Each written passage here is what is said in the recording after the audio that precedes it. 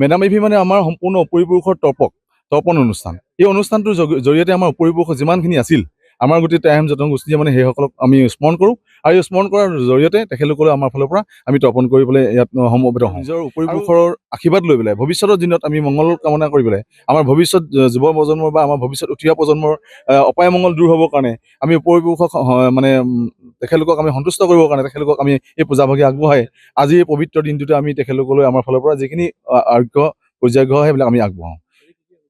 আজি প্ৰথমতে আমাৰ পতাকা উত্তোলনৰ পৰা আদি কৰি আমাৰ মৈদাম তৰ্পণ হৈছে, বৃক্ষৰোপণ হ'ব এতিয়া। তাৰপিছত আমাৰ বানভি পূজাভাগি হৈ গৈছে ইতিমধ্যে। তাৰপিছতে আমাৰ আছে এতিয়া প্ৰতিভা সন্ধানী এটা প্ৰতিযোগিতা ৰাখিছোঁ সৰু ল'ৰা ছোৱালীবিলাকৰ মাজত।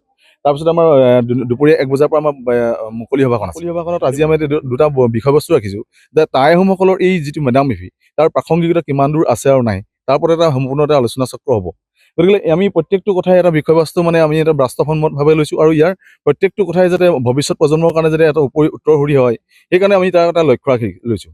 আৰু দ্বিতীয় কথাটো হ'ল কি, আমি সম্পূৰ্ণৰূপে আমি আমাৰ নিজৰ যিটো পৰম্পৰা অনুযায়ী আজি আমাৰ এটা দুপৰীয়া আহাৰ এটা ৰাখিছোঁ, আমি আহাৰ গ্ৰহণ কৰা এটা কাৰ্যসূচী আছে। আহাৰ গ্ৰহণ মানে কি, প্ৰত্যেকে কয় যে মেডাম মেফি মানে মদ আৰু গাহৰি। মানে ধৰি লওক আমি সাঁজটো যিটো উলিয়াওঁ, সাঁজটোক আমাৰ যিটো টাইম ধৰ্মমতে আমি যিটো কওঁ লোকলাও, এই লোকলাওটো কিয় উলিওৱা হয় আৰু কি তাৰ লগত আমি যিটো মানে আমাৰ গাহৰিটো ওলায়, গাহৰিটো মানে কি হয় উলিওৱা, মানে গাহৰিটো লাগিবই নেকি, যে মানে আমাৰ পৰম্পৰাগত খাদ্য নেকি, এই গোটেই বিষয়বস্তুবিলাক অকণমান ভ্ৰান্ত ধাৰণা কিছুমান মানুহৰ মাজত সোমাই আছে। গতিকে আমি সেইবিলাক সম্পূৰ্ণৰূপে পুংখানুপুংখভাৱে গোটেই প্ৰত্যেকটো বস্তু আমি প্ৰত্যেকজন ব্যক্তিয়ে যাতে জানিব পাৰে, সেইকাৰণে মেডাম মেফিৰ উৎসৱভাগি কেনেধৰণে উদযাপন কৰোঁ আৰু ইয়াৰ কি প্ৰাসংগিকতা আছে, এই বস্তুটোৰ ওপৰত মানে সম্পূৰ্ণ এটা আলোচনা হ'বলগীয়া হৈ আছে। গতিকে ভাবোঁ যে মদ আৰু গাহৰি মানে মেডাম মেফি নহয়। মদ আৰু আমাৰ মানে মদ মানে কি, আপোনাৰ যিটো আমাৰ লোকলাও, এই লোকলাওটো আমাৰ গোটেই বস্তুটোৱে সম্পূৰ্ণ আমাৰ যিটো আমাৰ পূজা ভাগ আপোনালোকে দেখিলে, এই পূজা ভাগত সেই লোকলাওটো দিলে কমপ্লিট হৈ যায়। মানে তাত আমাৰ 100 এবিধেৰে যিটো ব্যঞ্জন লগাই আমি যিটো মানে তৈয়াৰ কৰে, এই বস্তু মানে এই দ্ৰব্যভাগি আগবঢ়াই দিয়াৰ লগে লগে সম্পূৰ্ণ পূজাভাগি সম্পন্ন হয়। তাৰ লগতে আমাক কণী দিছে আজি, আৰু আনকালে আমি কুকুৰাও দিওঁ।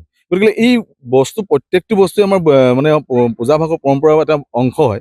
গতিকে মই কওঁ যে মদ আৰু গাহৰি বুলি যিটো মানে ধাৰণা আছে মানুহৰ মনত, আৰু বিভিন্ন জনগোষ্ঠীয়ে পাতে, যেনেকৈ আলি আই লৃগাং বুলি ক'লে আমি মানুহ দৌৰি যাওঁ, তাত সাজ পাম, লাও পানী পাম।